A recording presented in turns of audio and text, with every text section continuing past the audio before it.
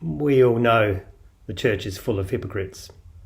So I thought I should talk about hypocrisy, particularly its most subtle and dangerous form. Hi, I'm Warren, the parish priest here at St Columba's. Glad you could join me for my message of the day. I still think it's one of the great anomalies of our age that we're told of the growing loneliness, anxiety and other problems in our society, fragmentation, atomization of people, cut off from each other. And yet in every suburb of Adelaide and in most cities around the world, there are warm, welcoming communities with the physical and psychological space to include people in need. I am, of course, talking about churches, communities of faith, warm and open, welcoming of people because we choose the way of Jesus, the way of compassion and community. So I've been thinking about that a bit and thinking about some of the reasons people say to me why they don't come to church. And one of the reasons that's said is because people don't go to church because they think the church is full of hypocrites. Forgiving the exaggeration, let's look at the claim. Hypocrisy takes a couple of forms. The easiest one to understand and that most people think of in terms of hypocrisy is the kind of hypocrisy where someone says one thing and does another thing deliberately. It's more like deception. And they know they're doing it, they want to do it, and they're deceiving the world. Now, there are people like that everywhere. Some people, of course. So, and in the church, of course. But I would think that if you're trying to keep away from people who might be deceiving you, I'm not sure where you should go other than to stay in your own home and hope that you're not one of those people. That's not really a reason not to come to church. It's the most obvious kind of hypocrisy, but it's probably the least likely that you're going to meet it. It's the subtle hypocrisy that's the more dangerous. And of course you'll meet it in the church, but I want to say something about that. But actually it lives in all of us. The more subtle hypocrite is the person who isn't deliberately trying to deceive other people. So that's important. The most subtle hypocrisy is not someone deliberately trying to deceive the world about them. The more subtle hypocrisy is the kind that could be practiced by any one of us. And it's not conscious. It's not like, as I said, it's not the first kind of hypocrisy where the person is deliberately trying to deceive.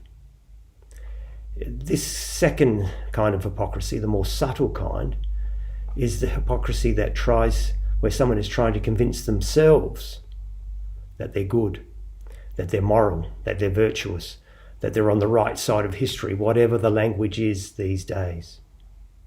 And in the process of trying to convince themselves that they're good or on the right side of history or whatever, they also will, as a byproduct, be trying to convince everyone else that they're good or on the right side of history. But that's the byproduct. The key is that they're trying to convince themselves. Yeah, for instance, perhaps someone did something in their own lives, or they felt something or thought something that shocked them or scared them about themselves. I didn't know I had that in me, they might be thinking. So they act differently, they think differently, they don't want to be that person. They never allow those kinds of actions, thoughts or feelings back into their life. This is the most subtle kind of hypocrisy, and it lives potentially in all of us. So, in other words, this kind of hypocrisy denies who we are. It says, I'm not going to be like that person, which is an acknowledgement that you are. Of course, whatever the source of the actions or the feelings or the thoughts that so shocked the person, that source is still alive and well. It's just being, if you like, suppressed. And as is so often the case with being good or on the right side of history or that kind of virtue signalling, It's a denial of who we truly are, and it takes a toll. And it will require more and more virtue signaling to yourself. So if I'm doing this, I have to try harder and harder to convince myself to suppress what might be there. And in the consequence of that, I try to convince other people, but it's really about me, denying who I am. But it's going to take more and more effort, psychological, spiritual, physical effort, to do the right thing. And it can become almost compulsive. We might here actually be touching on part of the reason why we're in the middle of a cancel culture at the moment in the West that's so unforgiving of any perceived wrongdoing. Because one way to convince yourself that you're okay, that you're not really that kind of person, is to say, well, I'm not, is to criticize those other people and say, well, I'm not like them. This is the most subtle kind of hypocrisy, and it's the most dangerous. Well, of course, either kind of hypocrisy can be found in a church. It can be found anywhere.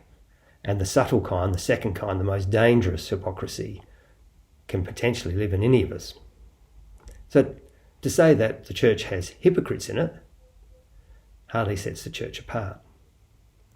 But it isn't in moderate traditional Anglican churches where you're going to find a frenzy of virtue signalling and the denigration of others. And that's the sign, I think, of that second kind of hypocrisy that is so dangerous.